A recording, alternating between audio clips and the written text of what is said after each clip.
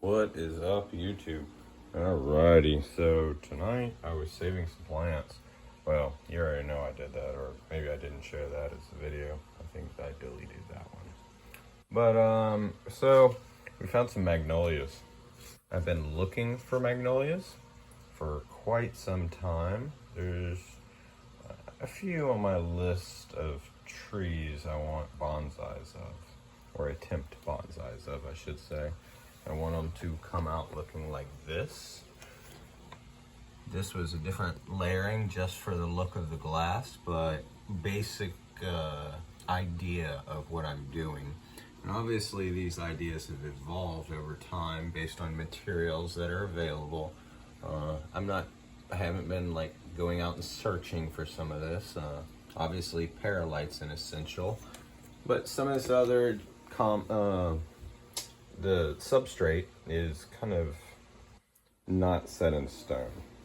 Like here I have some substrate that came from another plant that I just put in with the tokay geckos, and I will bring you a look at them. I didn't film the remodel on their lower tank, but I will film what I did. I ended up siliconing the bottom, the glass, stuff like that, and redoing my lighting, or at least getting those working again. So I have working lights on the tokays rather than small lights I've been using. I did use a UVB from them recently, and they are running a normal light to try to help the plants through at least the winter. But anyway, so what I'm doing here, you guys probably are bored with that. So some of these don't have a real great root, but I want this. These things, I think a magnolia would be cool in an enclosure. I believe a lot of people use the magnolia leaves in some cases for ground cover. My tank is starting to look really good. The papaya I just trimmed back, that is right here. I got rid of most of the upper leaves. I left the top and I left the lower leaves, so hopefully that'll help stunt the growth a little bit. I'm gonna have to work with it before it gets to the top, because when I cut it, it's up in the air if it'll survive. I also have added bananas because of my little banana here. I have another little one right back there. Actually, there's another one right here. So, because I'm trying to work with those as a smaller miniature, I'm working from a plant that's already 15 years old, if not older, and miniatured. Kind of a bonsai, but it's like 4 foot. These I want to keep under about 1 foot. I don't know. Haven't really thought about that, but the goal is to keep them aquarium size and get them growing for aquarium use. Vivarium, terrarium, whatever you want to call them. I'd say aquarium as a general term, not specific aquarium. So I want something like those going on, and everything I got going on in this tank, I want going on in other tanks. That back there is the goby. It's just water level's low. Fill it up as it starts to warm up a little. The Pac-Man frogs are also in a dormant state. I'll show you my blob of a frog.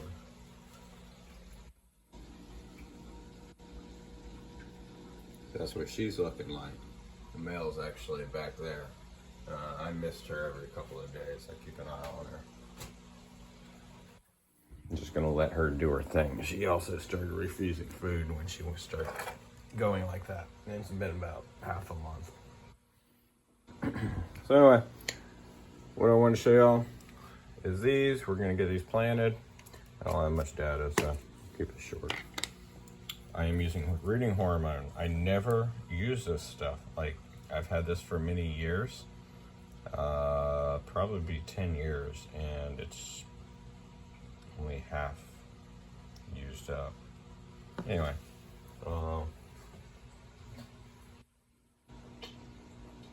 So let me point out, when I do these, the roots I do shave a little, or the lower stems. If I'm using a stem, I'm going to shave off the top layers. I don't really want to go all the way down to the vein, I guess. I don't know what you would call it. But what I want to do, in this case, I would like to have this one exposed. I would like to have that harden as a top root, maybe even sprout off new plants from it. So I'm only going to dab my end and my bottoms, and actually I may streak that all the way around on the bottom. So this stuff is not the best to work with. Oh shit, I'm about to make a mess. Okay, so I'm gonna finish doing this, get this in something, and then I'll show you guys the conclusion to that. I'm also gonna try to get these into this pot together just for rooting purposes. They will be transplanted later.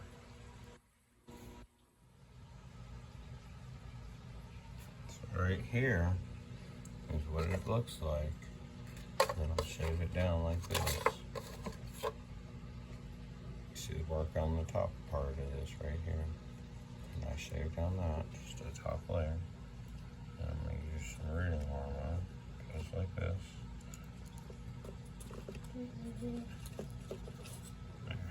Get it saturated. Tap off any excess. And then put it in the pot in the direction I want it to grow. Preferably going to be something like this. That way it grows more up. This too, I wanted it to turn. And I want it to have a straighter stalk with the roots under it, rather than at an angle. And I'll show you this.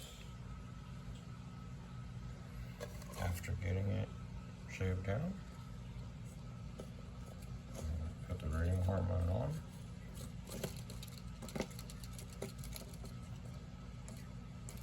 Without making a mess, try to tap it off.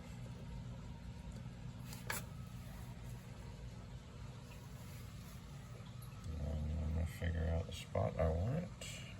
Probably going to be an angle like so, just like this.